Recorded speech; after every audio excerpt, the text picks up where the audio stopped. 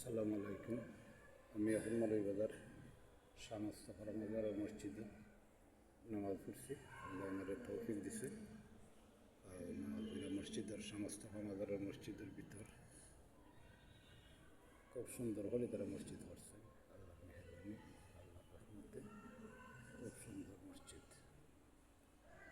শাহ মোস্তফা মাজারের মসজিদ, মৌলভীবাজার শাহ মোস্তফা মাজারের। আল্লাহ আমার তৌফিক দিয়েছেন, আমি নামাজ পড়ছি এবং মসজিদের ভিডিওটা